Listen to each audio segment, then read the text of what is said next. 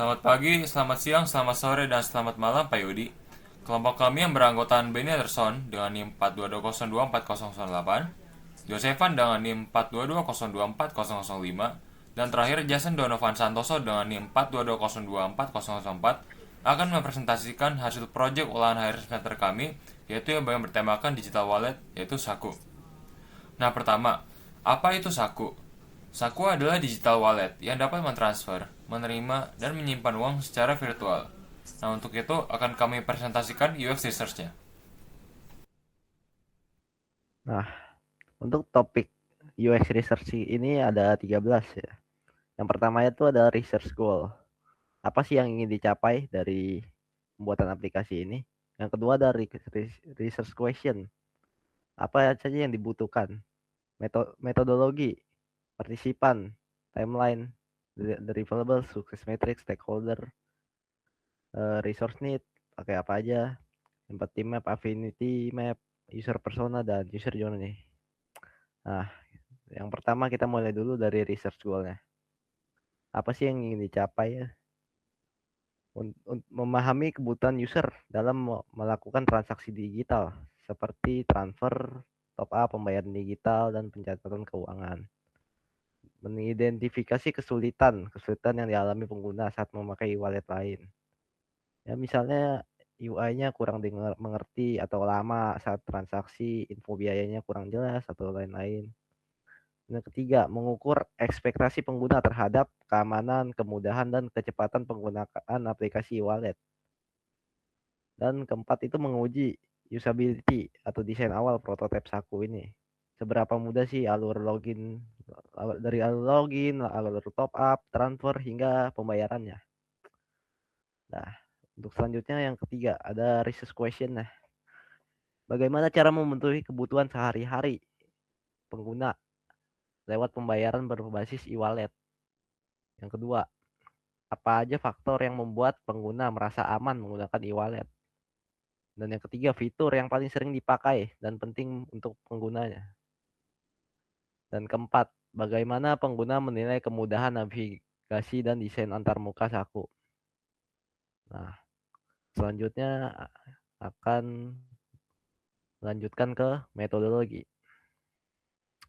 yaitu pendekatan dilakukan dalam UX research ini, yaitu menggunakan usability testing, aplikasi e-wallet, dan survei. Dari usability testing, dia melakukan pemberian task kepada partisipan untuk mengidentifikasi kesulitan apa yang dihadapi oleh partisipan saat menggunakan aplikasinya ini. Metode ini menjadi metode yang efektif untuk testing aplikasi seperti e-wallet untuk mengisi surveinya. Surveinya ini menggunakan pendekatan berbasis form survei, melihat masukan atau kesulitan yang dialami dari beberapa partisipan dalam menggunakan aplikasi e-wallet yang akan digunakan. Tujuannya untuk dapetin feedback dan tingkat kepuasan dari user atau penggunanya. Nah, selanjutnya, target partisipannya siapa aja? Mencakup usia 18 sampai 35 tahun. Biasanya berprofesi sebagai mahasiswa, pekerja muda, atau pembisnis yang sering juga familiar dengan transaksi digital seperti e-wallet lain, seperti Dana, OVO, GoPay, atau ShopeePay ya. Misalnya.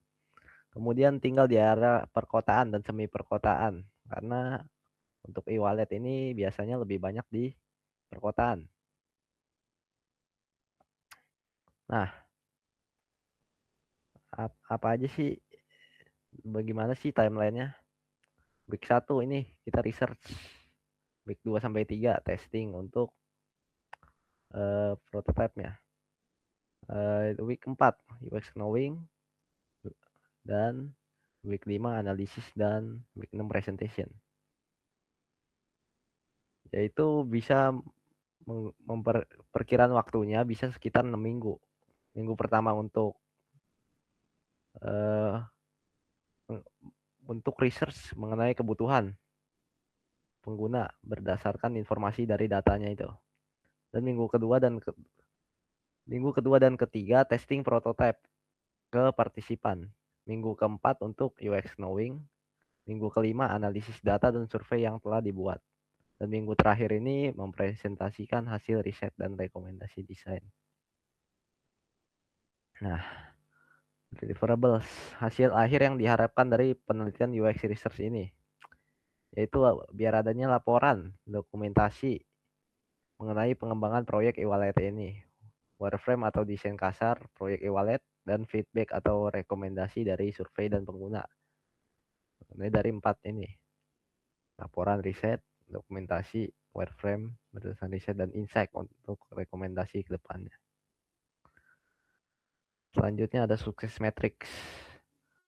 Untuk mendapatkan insight yang jelas terkait kebutuhan pengguna dan menemukan minimal 5 poin utama yang bisa dijadikan dasar perbaikan dari desain ini. Dan ketiga, meningkatkan tingkat keberhasilannya, sukses rate, usability-nya, testingnya minimal hingga 85% lah. Dan yang keempat itu meningkatkan kepuasan pengguna terhadap penggunaan.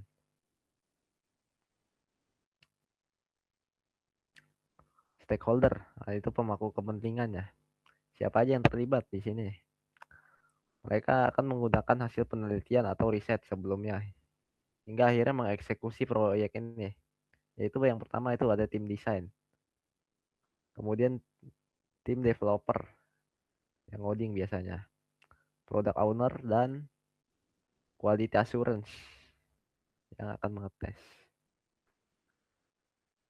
Nah, resource needed apa aja yang dibutuhkan untuk tools apa aja yang dibutuhkan untuk membuat ini ya, yaitu platform prototype untuk testing ke pengguna dan survei form seperti GForm untuk pendataan survei. Kayak prototype platformnya pakai Figma dan Mesh ya. Kemudian ada empathy map. Ada 4 ya. Says, thinks, does, and feels. Uh, untuk empathy map ini, uh, saya bilang biaya admin itu kecil atau transparan. Atau ada yang bilang top up jangan ribet nih, harus bisa dari banyak bank. Things, apa yang dipikirannya nih? Yang dipikirannya aplikasi ini praktis nggak sih dibandingkan e-wallet yang lain? Uang saya aman nggak sih kalau pakai e-wallet ini? Das.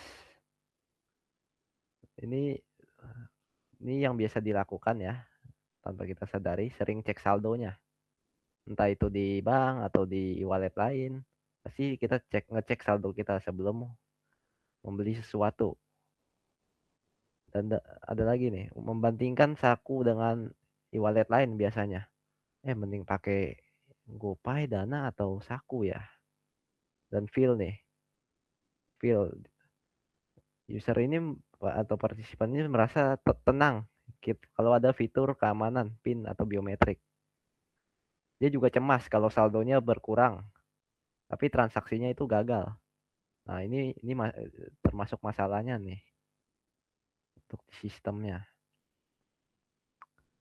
Nah, kemudian ada affinity map, kemudahan penggunaan. Aplikasinya jangan berat, kadangnya lemot kalau sinyalnya jelek. Jadi dia juga ingin ada fitur quick pay tanpa banyak klik. Navigasi menu terlalu banyak, bikin bingung nih. Nah, jadi dibikinlah kemudahan penggunaan. Fitur transaksinya nih, top up harus bisa dari bank langsung. Mau bisa split bill, set. Butuh fitur scan QR. Keamanan dan privasi, takut saldo hilang nih. Mau ada fingerprint untuk keamanan, butuh notif real time. Promosi dan reward. Dia lebih sering pakai e-wallet kalau ada cashback nih. Suka dapat poin yang bisa ditukar voucher. Promo transportasi bikin lebih hemat. Integrasi dan ekosistem ya. Harus bisa dipakai untuk belajar transum atau transportasi umum. Lebih enak kalau bisa ditarik tunai di ATM nih. Ingin saldo e-wallet bisa belanja offline dan juga online. Layanan pelanggannya nih juga penting. Butuh CS atau customer service cepat tanggap kalau saldonya nyangkut nih. Live chat lebih enak daripada email. Kadang kurang lengkap. Nah, kemudian lanjut untuk ke user personanya. Identitasnya dasarnya. Namanya Budi. Dia usianya 22 tahun, pekerjaannya mahasiswa freelance desain grafis. Lokasi di Jakarta. Statusnya digital natif. Bisa aktif di sosial media. Sering juga belanja online. Latar belakang dari user persona ini. Dia terbiasa menggunakan aplikasi digital untuk belajar, belanja, dan hiburan. Sudah familiar dengan beberapa e-wallet lain, OVO, Dana, atau GoPay contohnya. Dan dia sering melakukan transaksi kecil seperti membeli makan, transportasi, dan pembayaran online shop. Nah, tujuan dan motivasi dia apa sih? Dia ingin transaksinya cepat, mudah, dan bisa dilakukan kapan saja. Dia mau aplikasinya aman, bisa dipercaya. Dia juga cari promo lah, hemat untuk cashback, menghemat pengeluaran sehari-hari. Kemudian butuh catatan transaksi yang jelas nih untuk memantau pengeluaran bulanan dia. Nah, pain pointnya apa?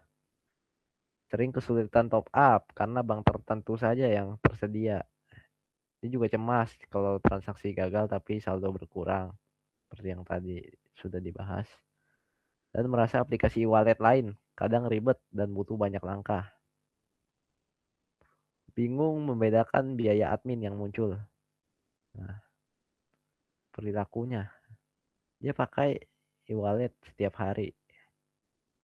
Dia rutin mengecek transaksi, membandingkan promo antar e-wallet juga. Biasanya suka begitu tuh. Kebutuhan utama, proses top up mudah dari berbagai bank. Keamanannya juga ekstra ya, dari navigasinya sederhana dan cepat, bisa QRIS juga, jadi lebih praktis. Transparansi biaya admin, fitur promo dan cashback dengan kerjasama pihak ketiga atau cashback kupon. Nah, user journey.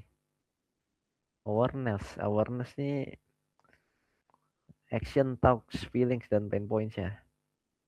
User ini mendengar aplikasi Saku dari teman dan iklan di media sosialnya. Dia pikir kalau lebih gampang dan banyak promo, aku mau coba nih. Dia dia rasa dia juga penasaran, pasti tertarik juga.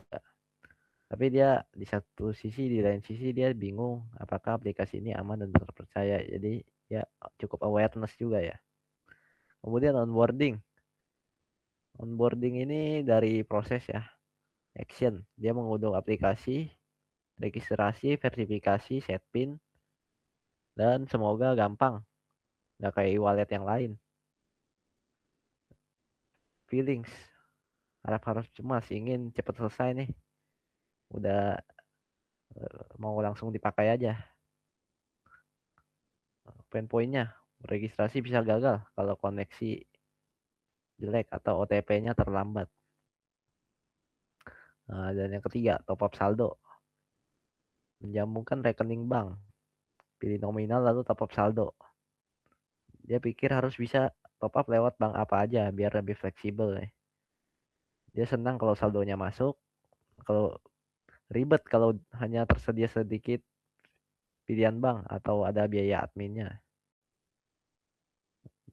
Transaksi harian. Dia menggunakan saldo Saku untuk bayar, makan, transportasi online atau belanja online karena banyak kupon cashbacknya. Dia pikir mau transaksi instan nih, nggak boleh gagal. Feelingsnya puas kalau cepat, frustasi kalau pending. Pain points, transaksi gagal tapi saldo terpotong. Ini juga biasanya bikin panik nih. Makanya kalau ada kejadian gini harus cepat tanggap dari customer service ataupun live chat ya. Nah, mungkin itu saja UX research dari kami. Jadi ini untuk wireframe ya. Dari aplikasi Saku kita buat simple aja. Dari halaman register, login, lupa password, cek email untuk verifikasi lupa password. Ini juga ada hapus akun. Ini kalau transaksinya gagal. Ini juga ada live chat ya, yaitu Saku Helper. Nah, ini untuk low fidelity dari profile dari page utama dari Saku, riwayat transaksi, history transaksi, transfer detail. Nah, ini untuk QRIS-nya nih. Kemudian atur pengaturan yang dipakai di aplikasi ini. Ini juga bisa push akun ya. Nah, ini eh, untuk transfer ya melalui bank e-wallet atau sesama Saku. Ini transfer bank tujuannya apa aja sering ditransfer nih. Ada yang riwayatnya yang sering ditransfer. Kemudian ini untuk menambahkan rekening. Transfer berhasil, transfer e-wallet lain, GoPay, dan bagian-bagian lainnya.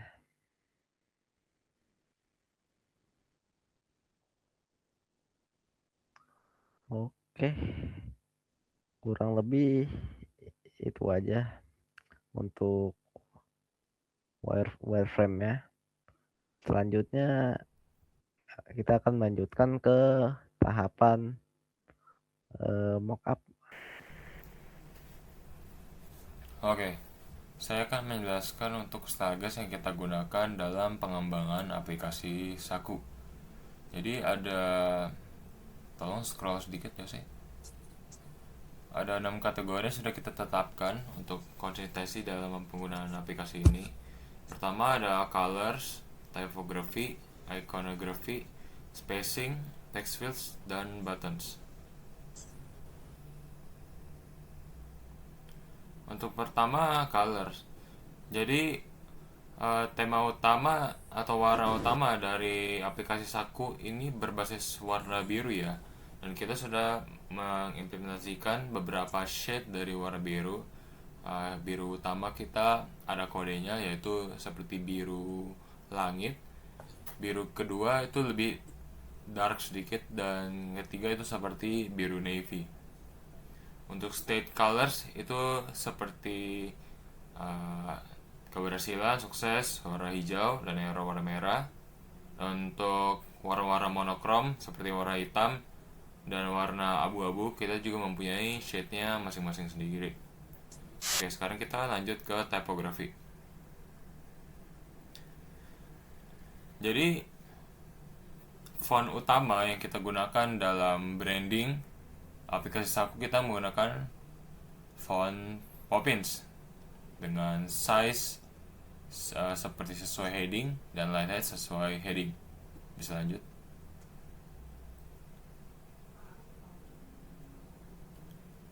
Oke, sekarang untuk iconography. Jadi inilah adalah icon-icon yang kita gunakan dalam pengembangan aplikasi Saku. Kita mempunyai dua versi outline tanpa filler dalamnya. Yang kedua versi filler. Next. Keempat ada spacing. Seperti bisa dilihat.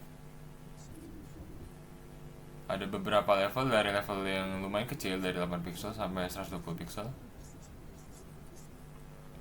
Kelima ada text fields. Jadi text fields ini adalah peraturan untuk dalam kita membuat sebuah border atau sebuah input form. Kita mempunyai peraturan di mana paddingnya harus berapa, dan sampelnya juga kita mempunyai contohnya di seperti ini. Next. Dan terakhir keenam ada buttons. Jadi ini adalah contoh-contoh dari tombol yang kita gunakan dalam aplikasinya. Tombol primary dan secondary bisa dilihat. Lalu juga ada ukurannya. Dan juga ada contoh dari saat kita hover di atas tombol, lalu ada keaktifan tombol saat kita pencet, dan ada tombol disable yang memperlihatkan kalau sebuah tombol itu bisa dikatakan sudah mati. Dan kita juga mempunyai beberapa versi, seperti versi outline dan versi untuk ada ikonnya.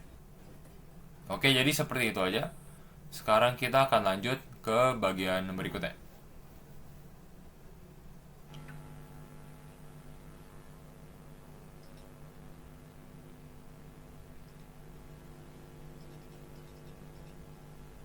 Oke, jadi seperti yang sudah dijelaskan sedikit, pada saat kita menggunakan prototyping, loginnya seperti ini. Jadi kita tinggal masuk ke nomor handphone, nama, PIN, dan konfirmasi PIN. Lanjut aja, lanjut terus. Yap, dan ini adalah homepage dari aplikasi Saku. Jadi pertama kita bisa melihat saldonya di atas, kita juga bisa hide saldo kita. Oke, jadi bisa dilihat homepage dari aplikasi Saku. Kita terlihat saldo dan kita juga terlihat poin. Nah, aplikasi kita juga bisa ada beberapa fitur lainnya seperti fitur utama itu top up, transfer, tarik tunai, dan history. Lalu kita juga bisa mengirim uang kepada nomor-nomor yang kita ketahui. Lalu juga ada pembayaran. Nah, pembayaran ini kita bisa melakukan beberapa pembayaran di beberapa jenis tempat seperti pakai data, wifi, pulsa, dan game. Coba scroll ke bawah. Oke, jadi setelah kita drag ke bawah bisa dilihat riwayat transaksi. Riwayat transaksi ini kita bisa lihat lebih detail lagi, tetapi dalam homepage utama kita bisa melihat secara singkat pembayaran-pembayaran yang kita lakukan secara recently. Nah, di bawah kita juga bisa melihat ada changing banner seperti iklan-iklan atau juga promosi yang dilakukan oleh aplikasi Saku. Dan di bawah di bagian untukmu ada recommendation page di mana kita bisa memencetnya dan mendapatkan rekomendasi sesuai yang aplikasi berikan. Seperti yang kita bisa lihat ada promo online nabung dengan Saku, dan kedua adalah guest top up di game MLBB. Nah, untuk di bagian paling bawah, di bagian footernya, kita bisa melihat ada tombol home, tombol settings, dan tombol scan QR. Nah, oke, sekarang kita akan melihat ke fiturnya satu-satu. Sekarang ayo kita lihat ke fitur paling utama. Atas ke atas. Oke, sekarang kita akan melihat fitur top up terlebih dahulu. Nah, dari top up ini kita bisa melihat ada beberapa jenis market yang kita bisa melakukan top up uang kita kepada untuk mengambil uang. Nah, coba kita pencet salah satunya. Bisa dilihat arahan yang diberikan untuk melakukan top up. Oke, sekarang mari kita balik lagi ke halaman utama. Untuk fitur kedua, yaitu transfer. Bisa dilihat kita bisa melakukan transfer kepada 3 tempat yang berbeda. Kita bisa melakukan transfer ke bank, ke e-wallet, ataupun ke sama akun Saku. Nah, mari kita cobakan salah satu kepada misalnya bank. Oke, sekarang kita akan pencet Bank Sentral Asia. Nah, kita akan memencet salah satu nomor yang kita transfer. Oke, sekarang kita akan transfer. Dan transfer berhasil. Oke, mari kita kembali ke home utama.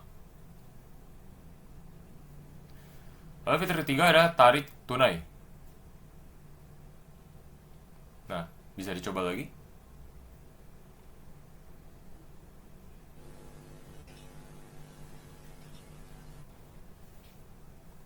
Kita mendapatkan QR code untuk kita berikan kepada kasir. Oke, jadi bisa kembali lagi ke halaman utama. Dan fitur utama yang keempat, yaitu history. Nah, history ini penting karena kita jelas mau melihat ataupun mencatat riwayat-riwayat yang kita sudah lakukan pada aplikasi Saku. Bisa lihat transfer detailsnya. Oke, dan balik ke halaman utama. Nah, fitur-fitur lain seperti pembayaran paket data, pembayaran wifi, pembayaran pulsa, dan pembayaran game bisa dicoba.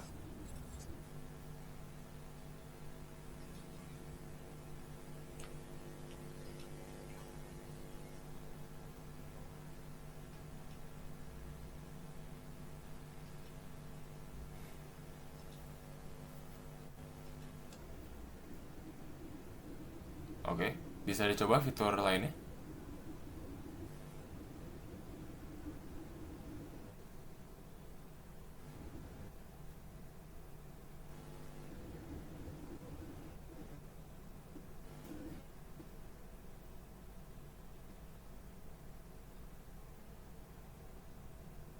Dan oke, sekarang kita akan melihat additional fitur dari aplikasi Sago. Yang pertama kita akan lihat ke settings. Nah, di settings ini ada 3 pengaturan utama yang kita bisa ubah. Pertama, pengubahan bahasa. Kedua, penghubungan aplikasi. Dan ketiga adalah penghapusan akun Saku itu sendiri. Nah, bisa dicoba untuk menghapus akun Saku dan aplikasi terhubung.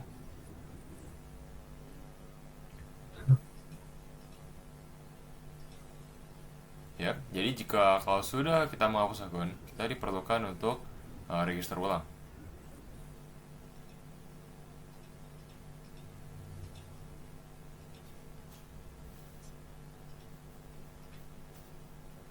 Oke.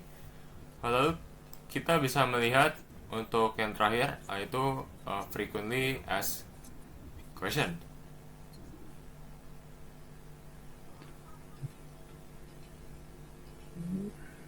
Nah, di FAQ ini berisi pertanyaan-pertanyaan dan bantuan jika seorang pengguna Saku sedang mengalami kesulitan.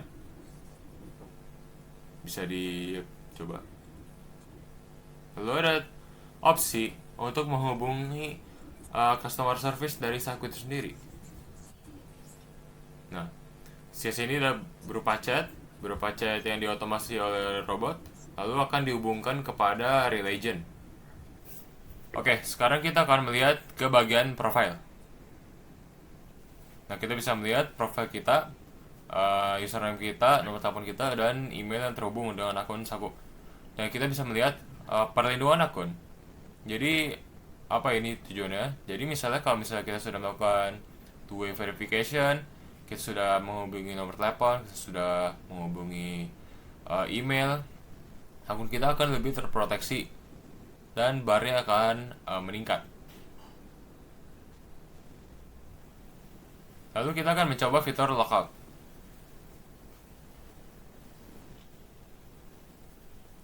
Seperti itu. Oke, seperti itu saja bagian prototyping dan mockup dari aplikasi Saku. Sekarang kita akan lanjut ke usability testing penggunaan Maze yang akan dijelaskan oleh Jason Donovan Santoso. Silakan. Oke, di sini saya langsung aja untuk menjelaskan mengenai usability testing daripada UI UX yang telah kita buat.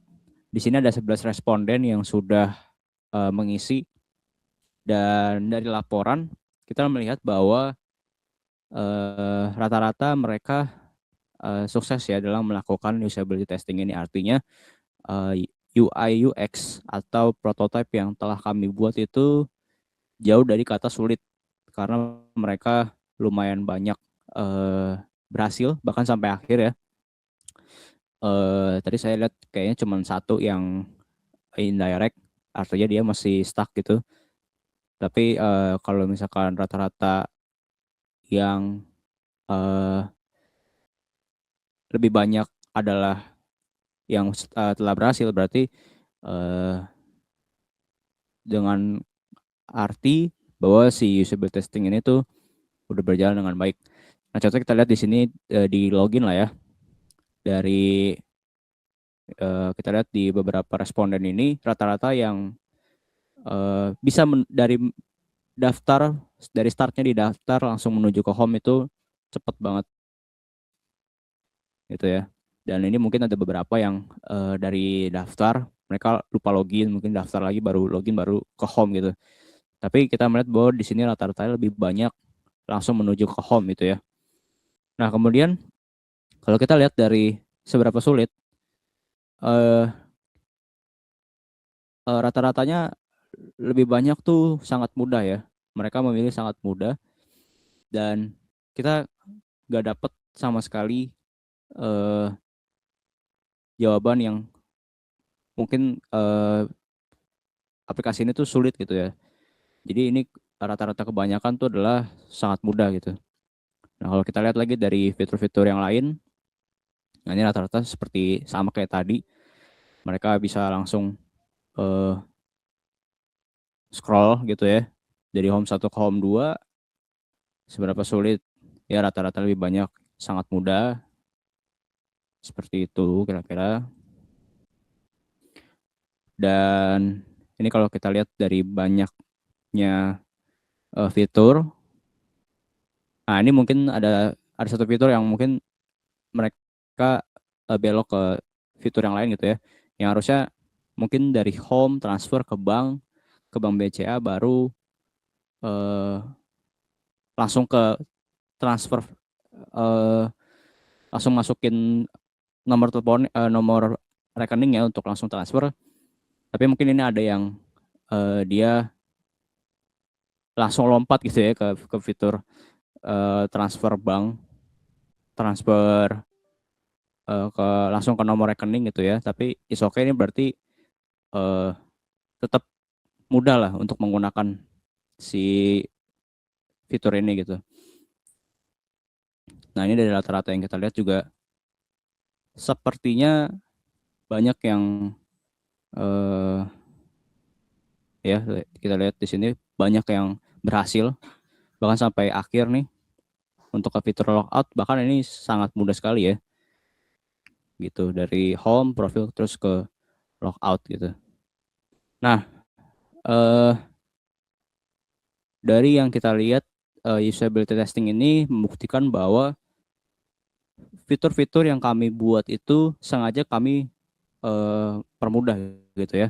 Contoh dari transfer kita nggak perlu uh, ada fitur-fitur yang berbelok-belok itu sampai kayak bikin uh, aplikasinya susah digunakan gitu ya. Jadi kita mengikuti affinity map dari UX research sebelumnya gitu ya. Yang kita lihat bahwa banyak keluhan-keluhan yang sepertinya kalau misalkan fiturnya terlalu ribet, jadi kita malas juga untuk melakukan transfer. Padahal dengan fitur seperti yang kami buat ini, user tuh merasa oh cepet ya ternyata nggak seribet itu kok. Nah kemudian juga kita menjawab dari affinity map yang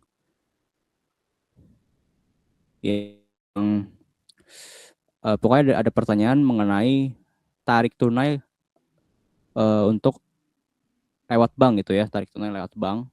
Jadi dari tarik tunai ke saku, dari tarik tunai dari saku terus langsung menuju ke bank gitu.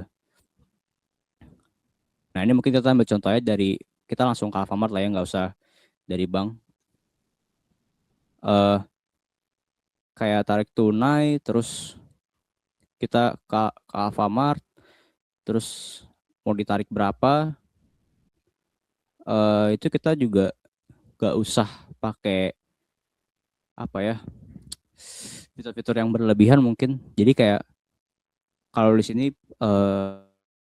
gampangnya adalah dari tarik tunai terus ke Alfamart, setelah dipilih mau tarik tunai berapa, kita cuman menunjukkan QR code aja gitu. Kita menunjukkan QR code dan bisa langsung di-scan ke bank gitu. Jadi lebih cepat lah. Makanya kita benar-benar memanfaatkan teknologi yang ada gitu ya, seperti QR code yang ada gitu, supaya itu menjawab kesulitan-kesulitan atau apa yang user rasakan gitu ketika memakai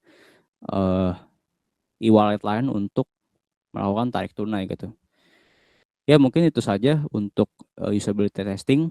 Jadi kesimpulannya untuk usability testing ini eh, rata-rata yang kami dapatkan dari 11 responden itu eh, sangat mudah menggunakan aplikasi ini.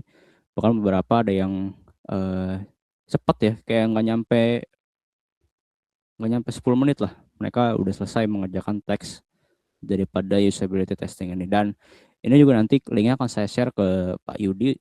Semoga Pak Yudi bisa mencoba dan menilai sendiri UI UX yang telah kami buat untuk project UAS ini. Kalau begitu saya serahkan kembali ke Benny. Oke, jadi terima kasih kepada Jason Donovan Santoso serta Josephan yang sudah membantu mepresentasikan bagian mereka dalam pengerjaan proyek UAS kami, yaitu Saku. Nah, dengan itu, terima kasih kepada Pak Yudi yang sudah menonton hasil kami sampai akhir. Dan dengan itu, kami mengucapkan terima kasih dan sampai jumpa.